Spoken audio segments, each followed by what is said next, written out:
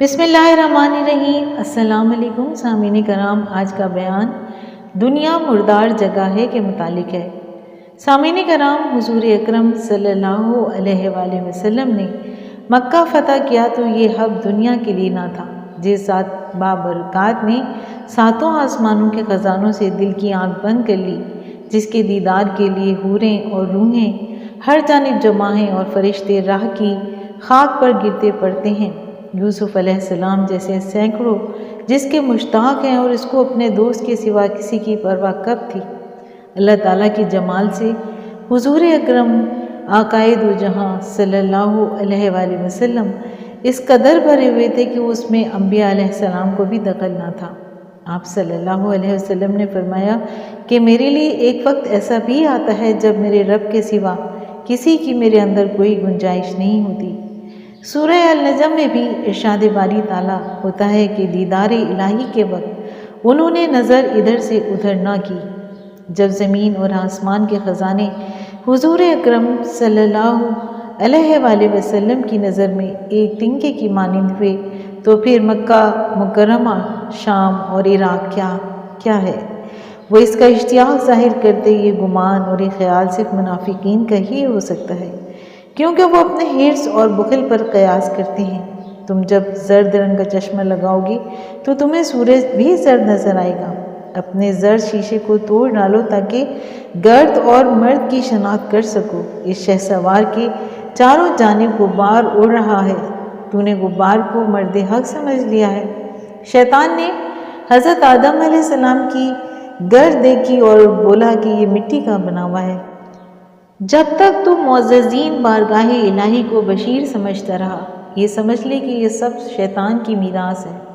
اے سرکش، اگر تو شیطان کی اولاد نہیں ہے تو تجھے اس کتے کی میراث کیسے ملی؟ میں کتا نہیں ہوں، اسد اللہ ہوں، اور وہ اللہ کا شیر ہے جو صورت پرستی سے چھوٹ جائے۔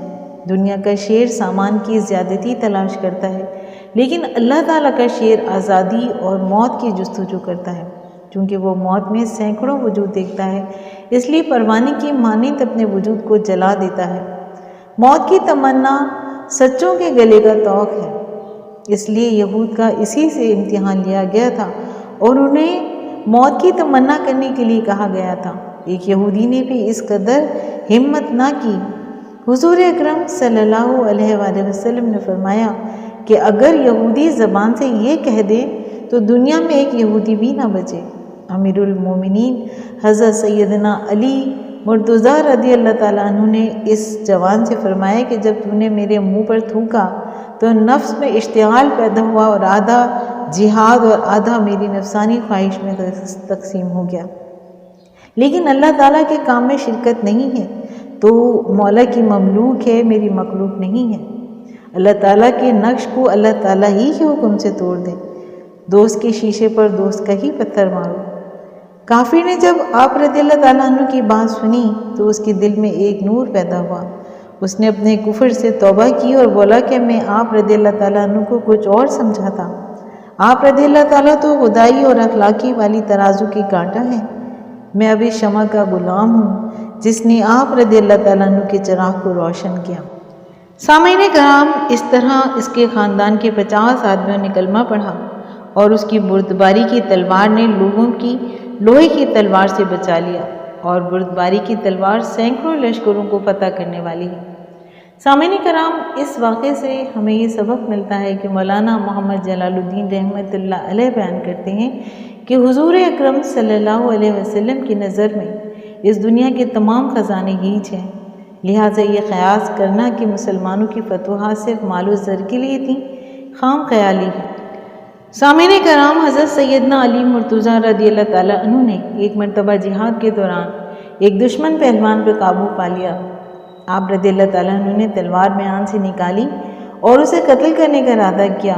اس نے آپ رضی اللہ تعالیٰ عنہ کے چہرے مبارک پر تھوک دیا، نعوذ باللہ، اور اس نے اس چہرے پہ تھوکا جس کے سامنے چاند بھی سجدے میں جھکا ہوا ہے۔ اولیاء کے سردار حضرت سیدنا علی مرتضیٰ رضی اللہ تعالیٰ عنہ نے بجائے غصہ کرنے کے اپنے غصے کی آگ کو بجھا دیا، اور آپ رضی اللہ تعالیٰ عنہ نے تلوار واپس میان میں ڈال دی۔